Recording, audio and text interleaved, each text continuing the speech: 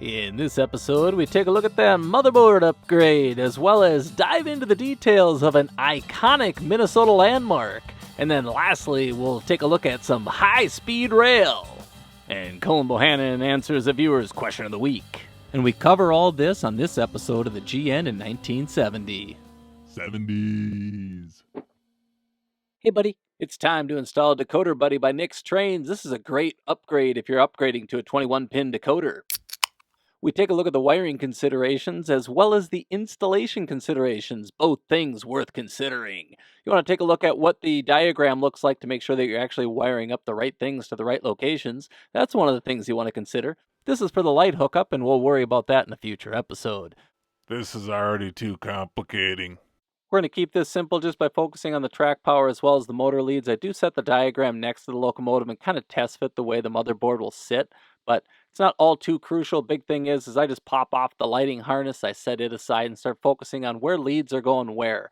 I end up knowing that the power of the track is going to be on the ends, and then the motor leads are actually on the side.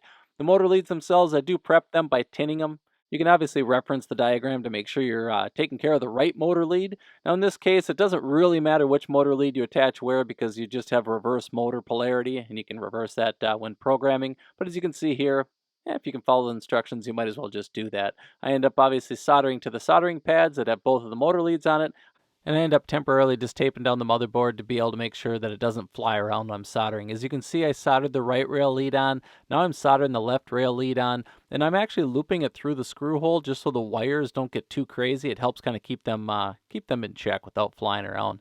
Now, as you can see, I pulled off the tape, and I'm going to end up taping down the motherboard. I use double stick tape. Some guys don't like this. Bush League! I have a lot of different techniques that I've used in the past, and this just happens to be the one I'm using in this application. The key here is to make sure that you're insulated. You're not touching any of that copper bar because that is active power. Now, what I'm doing here is just using a zip tie. Again, this is just so I don't knock the thing off, and you're like, Well, you just taped it down. What does you need that on there for? I'm just doing it for security purposes. I end up cutting it off, as you'll see here in a moment. It won't be there. We are using a Loke Sound ESU from Hiawatha Hobbies. One thing you want to pay attention on these 21-pin decoders is there is no pin here. It's actually, there's no hole there. Because as you look at the actual motherboard itself, there is a spot where that opening would be. You just want to make sure you got it lined up right. So when you do stick it on, you're going to be all set. Now the decoder is done, you are installed, and technically you could take this for a test drive. We'll deal with the sound in a future episode. It's time to test your information on what you know about the Great Northern. If you don't know it, maybe you'll learn a little something here. And learn a little something I did. This is actually not the Dale Street Yard. This shot is looking west from the Rice Street Bridge at the ex-GN Como Yard. From the Western Avenue Bridge in the background, on the right-hand side, you'll see 4 GN tracks. 2 are passenger and 2 are freight mains. The GN switcher is working in the Como Yard, while the Q engines are on the eastbound freight main. And just in case you're wondering where Dale Street Yard is, it's just off in the distance around the corner. Here's something we haven't done in a little while. Let's take a look at a fellow modeler's railroad. This is Doug's Railroad of the Great Northern. Looking at the Willmar Sub. Surprise, surprise, we got Joel Weeks and my dad that both cover the Willmar Sub, and Doug does as well. Here we're taking a look at the Minneapolis Union Depot, which is beautifully modeled. We might as well take a look at a train on the roll.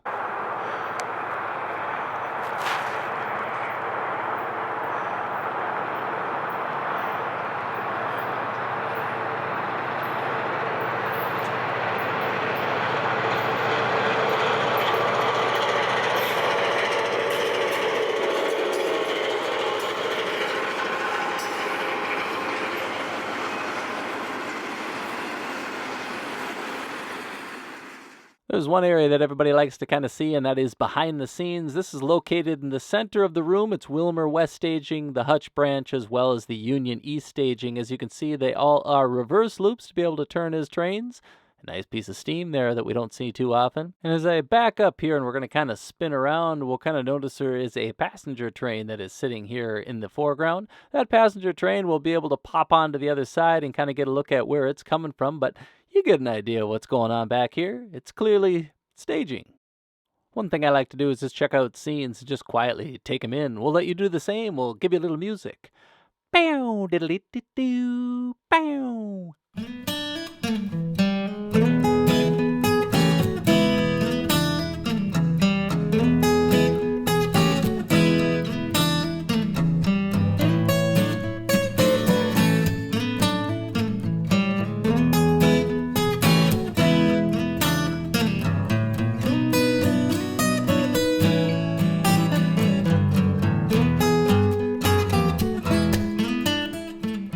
Now here's one thing I always like diving into, and that's looking at the in-progress parts of railroads. A lot of guys are kind of like, Don't look there. Don't take a picture of that. It's not done. well, this is actually giving us a look at what went into creating some of these scenes, what materials were used from the bottom up, and you can see Doug's done a nice job getting his scenery done, and the in-progress part here is just telling the story. And one story I found really interesting is one that Lee, a fellow modeler, asked the question of how did you create the stone arches?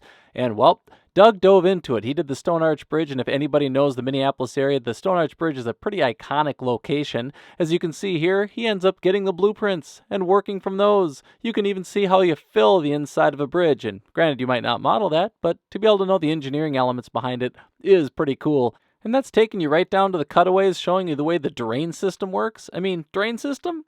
I'll tell you what's draining. Well, one thing that's not draining at the moment is Doug's bridge, but as you can see, he's got the drains just in case. The detail on this thing is spectacular. Let's just sit back and take a look.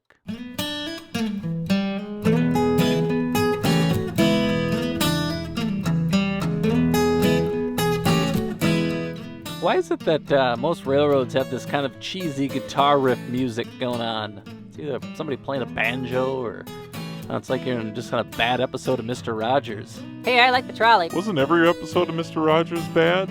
Yeah, they're okay. The King was kind of creepy, though. If we're going to do this, let's do this right and crank up the music. For dramatic effect, we're looking at Long Lake What railroad again? on the Great Northern. Oh, that's right, you said that.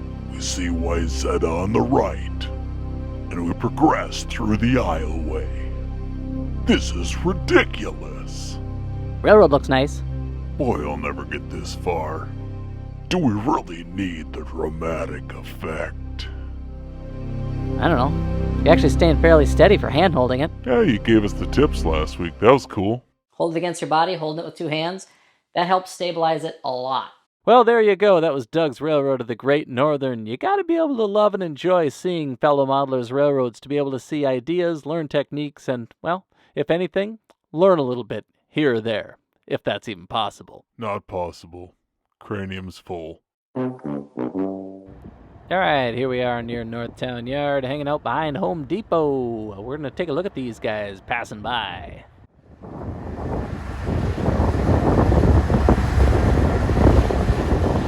And just to give you an idea, what we're looking at is a blown-out photo. The camera hadn't adjusted just yet, but these are GEES44C4s, just in case you are taking notes. I did not know that. I had to Google it because I have no idea what I'm looking at with this modern power. I call them pumpkins. You would. And just to speed things up a little bit, we'll zip ahead.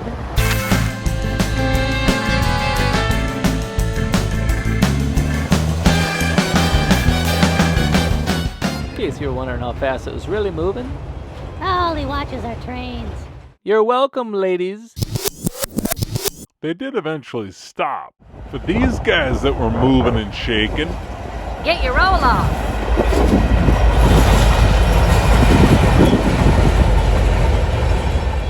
Oh, that was cool. 8508 SD70 ACE. they Googled that too.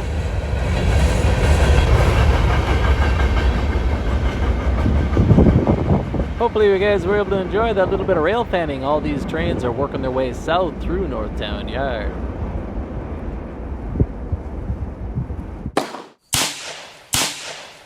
You done shoot about as good as you model.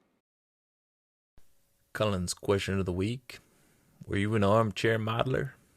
Yep. What's an armchair modeler? Somebody that sits there just planning? And then I planned on planning on starting? And then I planned on planning on when I'd plan on starting? Well, you just need to start.